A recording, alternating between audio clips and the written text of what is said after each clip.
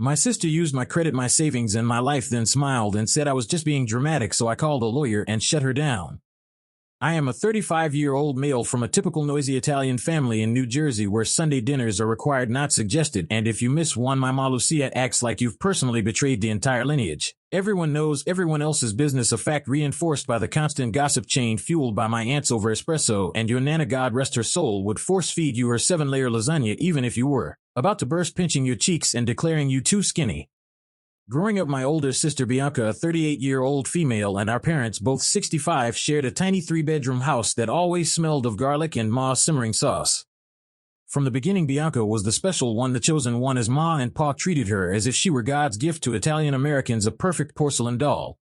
She was attractive, intelligent, and upwardly mobile, with a talent for wrapping everyone, especially our father, around her little finger, and she had a way of making everyone feel like they were lucky to be in her presence, like she was gracing them with her time. I remember one Christmas when I was 10, I'd saved up for months to buy a specific model car while Bianca wanted a ridiculously expensive doll, and when my parents said it was too much, she threw a fit with tears streaming down her face and locked herself in her room. My father, unable to bear her sadness, took the money I'd been saving from my piggy bank, promising to pay me back, and bought her the doll, but I never saw that money again, which was just typical of Bianca. I was just a youngster with good hands who ended up working in construction, and don't get me wrong, I make a nice living running cruise now, enough to live comfortably and perhaps take one vacation every year if I'm lucky, but to Bianca, that disappointed me. She never missed an opportunity to tell me how I'd settled for a blue-collar job while she pursued her grandiose goals, often saying with a pitying look, "It's a shame, Rocca, you had potential." The problem is that most of those huge goals entailed marrying wealthy people and enjoying a lavish lifestyle, which she did for a while after she met Luca, a 42-year-old millionaire, at a posh wine-tasting event she'd crashed. She would show up to these things appearing to be more important, and she was dressed in borrowed clothes and armed with a story about her family's import business. The guy was wealthy, from a respectable Italian family, and completely smitten, so Ma and Pop were overjoyed that their little princess had finally gotten the life she deserved. They arranged a massive, ostentatious wedding that Pop literally depleted his retirement funds for, because God forbid Bianca didn't receive everything she desired. I remember standing there in my rented tux watching her glide down the aisle to marry this poor fool and thinking, well, at least she'll be someone else's problem now, but boy was I mistaken. Fast forward 5 years and everything went spectacularly wrong when Luca filed for divorce seemingly out of nowhere, although I had my suspicions, so it wasn't exactly out of nowhere for me. See, she kept mentioning the personal trainer at her exclusive gym, a guy named Dante, and it was always Dante said this or Dante showed me that. She was always messaging him and finding excuses to spend more time there for private sessions, but I never said anything since you don't air dirty laundry in Italian families. I'm quite sure Luca saw her doing more than simply Pilates, if you get what I mean, and the divorce was ugly, like tossing plates in a crowded restaurant ugly, which she actually did, and it made the local paper and everything. A huge embarrassment for our family. Luca, being a smart guy, had a good lawyer and a solid prenup, so Bianca received little more than monthly support for their 9-year-old daughter Gianna, and was left with a bruised ego and a taste for a lifestyle she could no longer afford, which is when the real fun began. Bianca was a disaster because she lacked real-world skills after spending years playing trophy wife, with her days filled with charity luncheons and spa appointments, so she and Gianna needed a place to stay and money to get by. In a normal family, the parents would step in to help their daughter get back on her feet, but not ours. Ma and Pop suddenly decided now was the time to celebrate their golden years and had recently retired, planning all these excursions to Italy to reconnect with their roots, which was a convenient excuse to avoid dealing with the mess their perfect daughter had made. They basically informed Bianca that they couldn't help because they had to find themselves on a Tuscan vineyard tour. Remember how Pop spent all his savings on her wedding?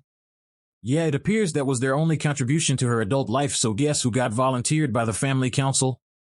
Yes, your boy Rocca, that's me, not my true name, but close enough because I am the one with a steady job and no responsibilities. Those were their words, and apparently being single with no kids means that I have nothing better to do than support my grown sister and her child. Initially, it was just supposed to be temporary after the family sat me down with Ma crying about her, poor Bianca, and Pop looking at me with pleading eyes. Just until I find a job, Rocca. Bianca had sobbed, just help with groceries for a few months, Rocca, and Gianna needs new school supplies, Rocca, you're acquainted with the process. Before I knew it, I was paying her rent $1,600 per month for a decent place because God forbid Bianca lived in a standard apartment, and then came the utilities, the grocery costs, which were always from the most expensive organic markets, and the endless extras for Gianna. Did the kid require a laptop for school? Uncle Roa has got it. Dance classes, soccer uniforms, birthday parties with bouncy castles, you guessed it, Uncle Roa covered it all. I kept reminding myself it was for Gianna because the kid is amazing, a bright light in this mess, smart, sweet, and thankfully nothing like her mother, and it's hardly her fault that her mother is a train wreck, right? Furthermore, in Italian families you are expected to help the family no matter what. Is Ma instilled in us as children the value of La Famiglia, first and foremost, but it's odd how that only seemed to apply to assisting Bianca, not myself, and this carried on for 5 long years. I've spent the last 5 years watching my savings, the money for a down payment on my own house, evaporate, and I skipped my personal vacations, including a trip to see the Super Bowl with my buddies because Bianca required help with Gianna's ridiculously expensive summer camp. Bianca has spent 5 years staring down her nose at me while living off my money, treating me like her personal ATM, but what is the worst part? Bianca pretended she was doing me a favor by allowing me to assist as if she was giving me a purpose in life or something, and she'd make these small condescending remarks at family dinners about how nice it was that I was so invested in their well-being, always speaking in this tone as if she were talking about a child's lemonade sale, a cute little hobby I had. But hey, I was raised to believe that family supports family, so I clenched my teeth and continued writing the checks, always telling myself it was only temporary. So about a year ago, Bianca finally found a decent job, a really decent one, some human resources position at a pharmaceutical company with benefits, a good salary, and the whole package, which I believe was approximately $65,000 per year, not quite raking in money, but far superior to the miscellaneous consulting work she claimed to be doing previously. Spoilers, she wasn't really consulting anyone, so I figured this was my moment to gradually step back. I assured her I'd be there for her for a few months while she adjusted to her new work, wanting to be a good brother and make sure the adjustment went smoothly for Gianna's sake, but that's when things turned weird. First, Bianca showed up to Sunday dinner wearing a pair of beautiful and very expensive designer shoes, then a flashy new iPhone, and then she got a whole new wardrobe because her previous clothing was clearly not professional enough for her new work. Whatever, perhaps she received a signing bonus or something, but the situation continued to escalate. Every week she arrived at Mom and Pop's house with some new expensive item, a fancy handbag, delicate gold jewelry, and she even mentioned attending this really expensive gym because her previous one didn't have the right atmosphere. Meanwhile, I am still paying her rent and utilities since she kept insisting she needed just a little more time to save. A quick side note, Sunday dinners are considered sacred in our family, and if you miss one, Ma acts as if you committed a crime against humanity, so every week I had to sit there and witness this circus, Bianca flaunting her new clothes, Ma and Pop beaming at their lovely princess getting back on her feet, and me discreetly calculating how much of my money went toward her rent versus her latest shopping spree. Aunt Teresa, a 64-year-old woman and my godmother, was the only one who appeared to sense something was wrong, and she would give me these looks across the table, a mix of sympathy and shared frustration, as if she knew I was ready to lose it. Thank God for her, by the way, as she is the only sane member of our family besides me, and this continued on for several months, with Bianca becoming more and more entitled while I became increasingly frustrated. Then came the Sunday that caused me to snap. We are all seated around the table, myself, Bianca, Gianna, Ma, Pop, and Aunt Teresa, and Ma made her delicious lasagna, which Bianca usually complains is too high in calories. Everything is normal, or our version of it, as Bianca is bragging about some work-related achievement. Pop is discussing their forthcoming trip to Sicily, and Gianna is fiddling with her phone under the table. Afterwards, Bianca says this terrible thing with a casual wave of her hand, "Oh, I'm thinking of getting this gorgeous Gucci bag I saw. It's only $500, and it would be perfect for client meetings." I nearly choked on my wine because $500 for a stinking purse while I'm still paying her $1,600 rent was too much. I truly tried to be calm and asked her casually, "That's a lot for a purse when you're still getting help with bills, don't you think?" I still hear her response in my head as she chuckles, a light airy sound that made my blood run cold, as if I were a foolish kid, and says, "Don't be cheap, Raka, a professional needs to look professional." Cheap? She called me cheap when I hadn't bought new work boots in 2 years because her rent ate into my budget, and I missed my closest friend's wedding in Vegas because she needed money for Gianna's summer camp, and I hadn't been on a true date in months because every spare dime was spent on her emergencies. The worst part was that she didn't even say it with malice, it was just a fact to her, and it was everyone else's response that truly broke me. Ma and Pop suddenly became quite interested in their plates, refusing to meet my eyes, and Gianna was uncomfortable, the poor kid used to her mother's nonsense by now. Only Aunt Teresa appeared to be about to say something, her lips parted in anger, but I spoke first. I sat down my fork slowly, took a long drink of wine, and simply let it all out, not yelling with Gianna there, but my voice was cold hard and full of 5 years of resentment. "Let's talk about cheap, Bianca. Let's talk about how I've been paying your rent for 5 years while you buy designer crap. Let's talk about how our parents won't help because they're too busy finding themselves in Italy. Let's talk about how you've looked down on my simple job while living off the money it provides. The room went completely silent. You might have heard a meatball drop, and then I said what was really important. I'm done. No more rent, no more utilities, no more groceries, no more nothing. You've got a good job, great time to be an actual adult and pay your own bills. Bianca's expression changed into 5 different emotions in 2 seconds: astonishment, anger, fear, and finally a cold, calculating look as she tried to figure out if I was serious, and Aunt Teresa actually began slowly clapping. Way to go, Rockers, she said right there at the table while Ma looked like she was about to faint, clutching her chest, and Pop would not even look at me, just stared at his hands. I got my jacket and headed for the door, but I came back for one more shot. And Bianca, that $500 purse? Maybe spend it on rent instead, because I mean it, I'm done being your bank. Then I walked out and Aunt Teresa followed me, hugged me tightly, and told me how glad she was that someone was finally standing up to Bianca's BS. I expected Bianca to blow up my phone with angry texts or voicemails, as that is her regular move, and she once texted me 47 times because I was 10 minutes late picking up Gianna from dance class, but nah, complete radio silence. For a week there was nothing but silence, and strangely the silence affected me more than her yelling. I kept checking my phone, expecting to find a barrage of missed calls or anything, and even my WhatsApp family group, which is typically just Ma sending odd prayer chains and food photos, was absolutely quiet. Aunt Teresa did, however, write me a private message stating, "They'll get over it, you did the right thing, stay strong." I skipped the following Sunday dinner and texted Ma that I had to work, which wasn't entirely false as I had picked up an extra shift, but I could just feel her displeasure over the phone. She responded with the ultimate passive-aggressive text, "That's fine, Gianna asked about you, but work is more important than family, I understand." That's the classic Italian mom guilt trip right there, and then about 9:30 p.m. on Wednesday someone starts hammering on my door. I'm already in my sweatpants, half asleep on the couch watching the game, and when I opened up, Ma and Pop were standing there as if I had personally canceled Christmas. Ma barges in without even saying hello, which is typical, and starts pacing around my small living room in her church attire, as they'd probably come straight from evening mass to perform this intervention, while Pop simply stands there with that disappointed parent expression he's mastered over the years. "We need to talk about Bianca," Ma says, as if she's going to begin peace talks or something, so I get a Coke from the fridge and offer them some, but they both give me that look as if I had suggested we loot the bank, so fine more for me.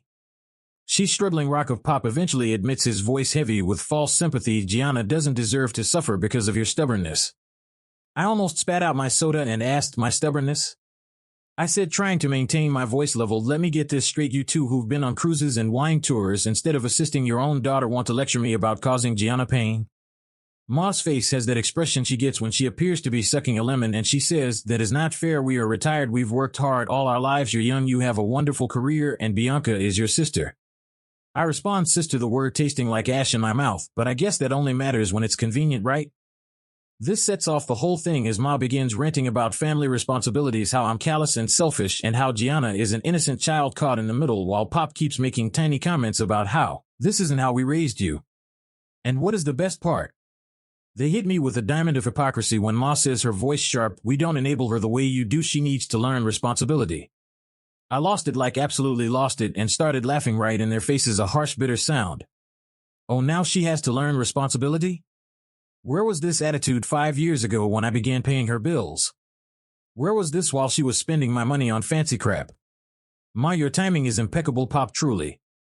Pop attempts to interrupt with some nonsense about how I'm being chilly and how this isn't like you, but I simply stepped to my door and held it open. "Thanks for stopping by," I say, "but this is how it will be from now on. Bianca wants to behave like an adult. It's time she starts paying her bills like one." They left murmuring in Italian under their breath, always a clue that they are furious, and Ma didn't even try to force leftovers on me, which in Italian mom speak means I'm practically dead to her. Aunt Teresa contacted me the following morning, and apparently Bianca had been wailing to everyone about how she might have to move to a risky neighborhood, aka somewhere without a Whole Foods nearby, after her nasty brother cut her off.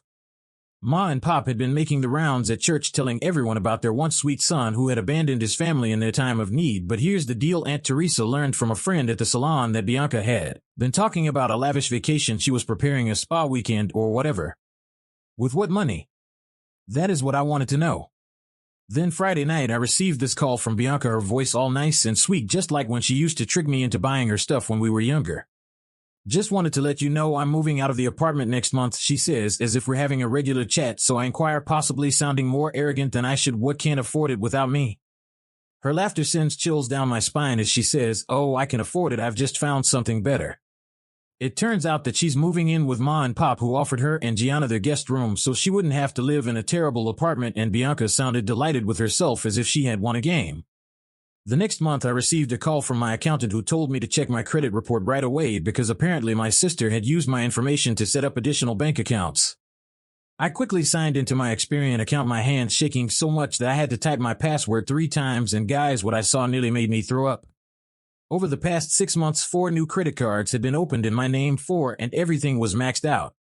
We're talking thousands of dollars in charges to places I'd never heard of, including Saks Fifth Avenue, Nordstrom, and some upscale boutiques in the city, even flight tickets to Miami, which I guess explains her work trip last month, and the total damage was $23,400. Let that sink in. $23,000, which is nearly what I had saved for a down payment on a home, all gone because my sister decided to engage in identity theft. I'm not proud of what occurred next, but I absolutely lost it. I threw my phone across the room and thank God for decent cases. Then I punched a wall, and yeah, I know, smart move, my hand still hurts.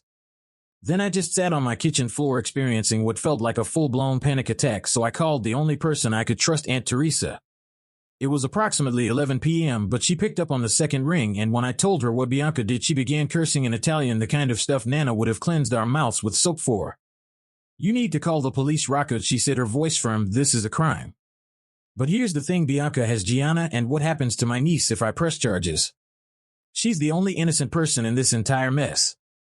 I spent the entire night going over the charges, the details making me sick, seeing designer spa treatments, fancy eateries, and online shopping sprees, realizing this woman was enjoying the high life on my credit card while I was eating ramen to save money.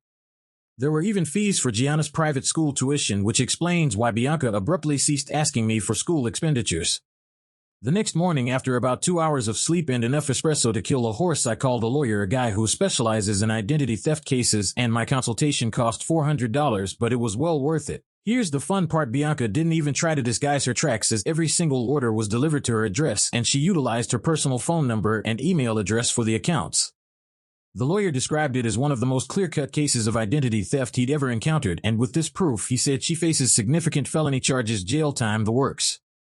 But there is always a but, and since she is family, he said perhaps we could try negotiating first, proposing that we send her a formal letter seeking complete payback before taking the criminal path, allowing her one chance to correct this before I damage her life more than she deserves. I thought about Gianna, about her sweet face, and how she didn't deserve any of this, and I agreed, so I called Bianca, my hand shaking again, but this time with a cold, hard wrath. "Hey, Johnny," she says cheerfully as if nothing is amiss, "how's my favorite?" I shut her off and said, "I know about the credit cards, Bianca." There is no more sound on the other end of the line than a hesitant "I can explain," but I said, my voice so frigid that I barely recognized it myself, "Shut up, just shut up for once in your life and listen.